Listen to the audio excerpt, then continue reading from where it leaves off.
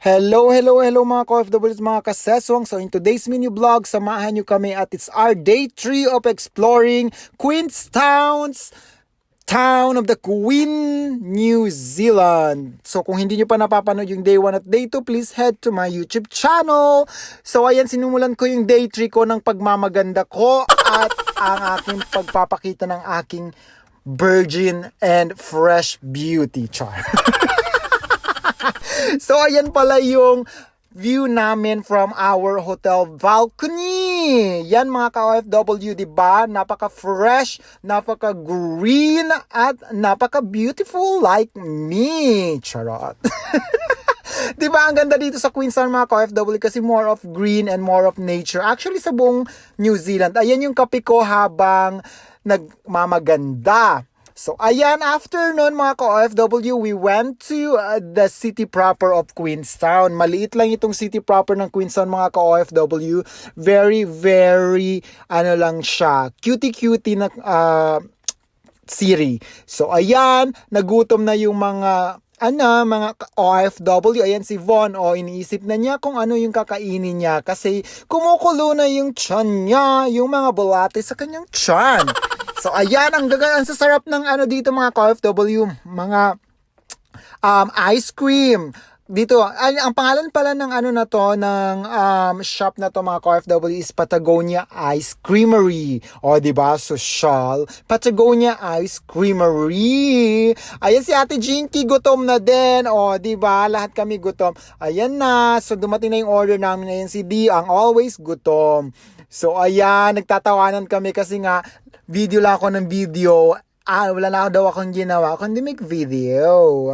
So, ayan. Ganyan pala yung mga nila dito mga ka-OFW, mga performer. Ayan, ganyan lang. Kumakanta, may aso. Tapos naglatag lang siya ng something na sapin. And then, doon mo ilalagay yung kung magkano yung bibigay mo. So, ayan, good thing then here sa Queenstown is the shopping. Shopping time na naman, ayan. Ang dami-dami ng damit pero shopping pa rin ng shopping kasi naka-sale. Ay nako, kala ko iniwan na namin itong hobby na ito sa Abu Dhabi. Nandito nga kami. Ayan, bonggang-bongga yun mga ka-OFW, pampainit ng mga puday, ng mga nipple. Ayan, naka-fur. O, diba? Pag mag-make love kayo, masashock yung ka-make love. Ay, ba't may maraming fur? And then after nun, kumain kami. Ayan, nilibre kami ni Ma'am Didi. Ayan, di ba? O, yayamanin, libre-libre yan. Magkano yung binayaran dyan? Siguro mga mga $1,000. Charot. Ayan, Malaysian food yung kinain namin mga ka-OFW kasi nga na-miss namin yung spicy food. At saka yan yung more of halal. Kasi ang dami-daming pork dito. You know, we cannot eat pork. But, ayan si Dioyar. Basaya na siya kasi busog na siya. At after nun ay pumunta na nga kami sa aming bagong hotel. Hinanap na namin yung aming bagong hotel. Hahanapin namin kasi nawawala nga siya. Hindi nakakatulong si Miss Google. Charot. So, ayan si Dia, ayan na naiinis na kasi hindi na namin alam kung nasaan kami. So, i-holding hands ko siya. So, ayan, ayaw niya holding hands while walking, hayop siya. At ayun, gutom na naman silang dalawa. Every day gutom, every hour gutom itong dalawa na to. Baka masayan sila mga ka-OFW, makasandal lang, tulog na.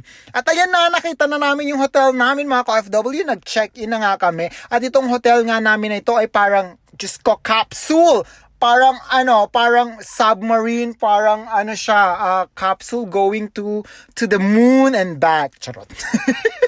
Or yung Titanic na submarine. Ayan, ang liit niya mga ka-OFW, cute-cute. Capsule daw ang tawag nila dito. Ang cute. Ayan, diba? Para pang isang tao lang, paano kung magpapatong kami ni Didi dito? So, hindi kami kasya. So, kaya nandun siya sa isang capsule. Ang cute ng na to mga ka-OFW ng hotel na ito. Room lang, parang bed space type siya or parang lang siya yung pang-isahan lang talaga yung tulugan, backpacker type. So ayan yung close niya, yung parang door niya, parang lang siyang curtain na pinupull mo siya para mag-close and open, close, open, char. At ayan, dipindot yung, di ba? Lights off, ay ganun. Tapos sinry din namin yung nightlife dito sa Queenstown mga ka-OFW. Bongga din pala yung nightlife dito.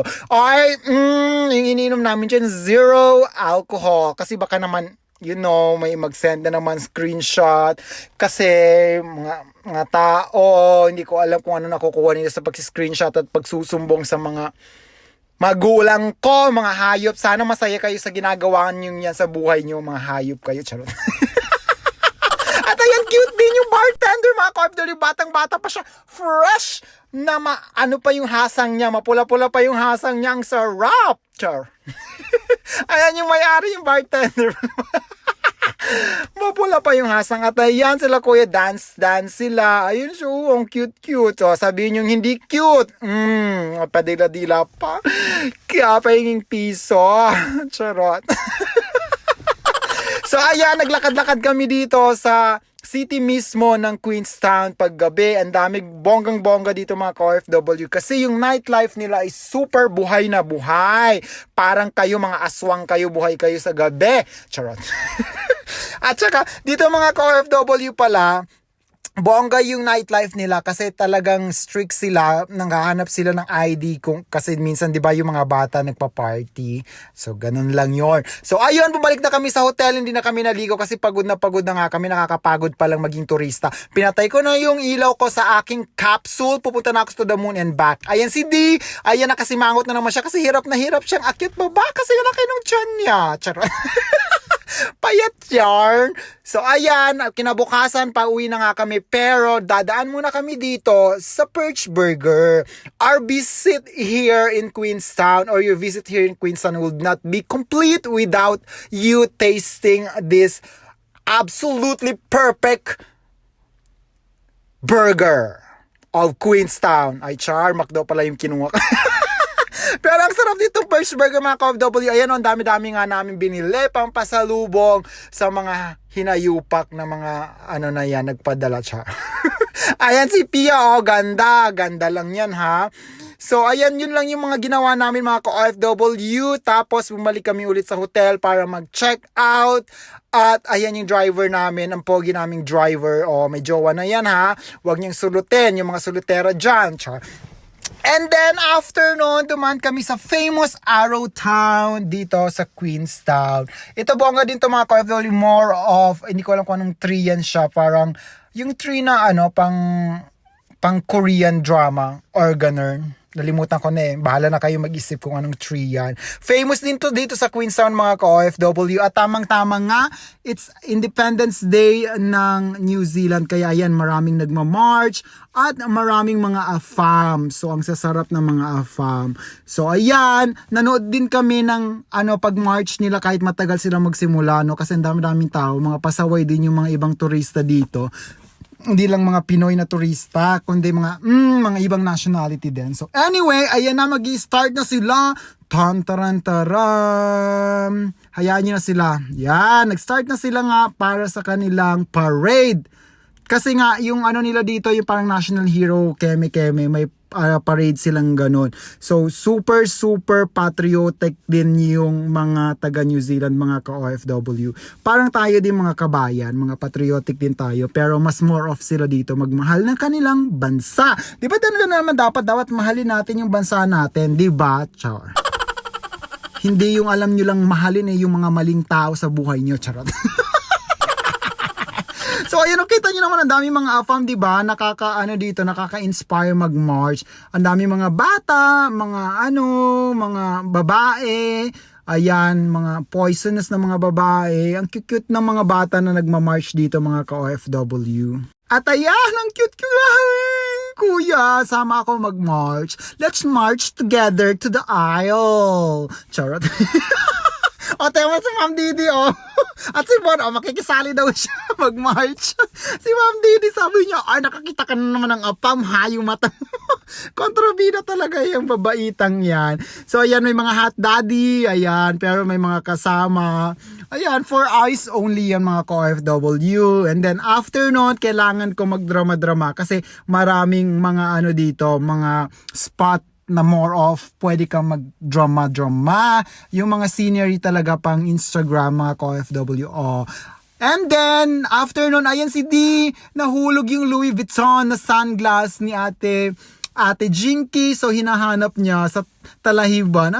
Kawawa naman yan, yung jowa ko. Ayan, nahanap na niya finally ang Louis Vuitton na sunglass. Ayan kasi, kaloka. So, ayan, yan yung mga ano dito, mga ka-OFW, mga tourist attraction, yung telephone booth, and more pa. Ayan, kunwari, hello, yung mga nangutang dyan sa akin, Diyos ko, kahit hindi kayo sinisingil, magbayad naman kayo, no? Hello. ganon yung sinabi ko. Char. So, ayan, lalabas na ako. So, another drama na naman. Oh, ayan, may drama na naman. Oh, pak! Yar! Oh, kaya niyo yan. Ganyan lang yan. Magdrama-drama lang tayo sa buhay kung ano lang yung kaya natin gawin. Ayan, ang cute-cute mga ka-OFW. At saka, hirap na hirap yung aking yung aking videographer. Thanks, Von! And then, ito nakaka-amaze, diba? Red yung leaves niya. So, ayan, kumuha kami for remembrance. Kami pa bang mga Pilipino, kukuha talaga kami dyan. At ipapa-frame namin. At ayan nga, pauwi na kami from our 3 days trip to Queenstown. Ang ganda ng way dito mga ka-OFW. Ganyan lang talaga yung makakita mo. Puro mga fine tree. Actually daw, mga winery yan siya mga ka-OFW. Pero, patay siya ngayon kasi it's like winter, so hindi sila nabubuhay. So after winter, ayan, marami ng winery dyan, so we can try. Ayan, pauwi na nga kami today at this time. Ayan yung driver namin, masarap, pogi, charot. Bye bye, thank you for watching. See you in the next mini vlog. Bye bye.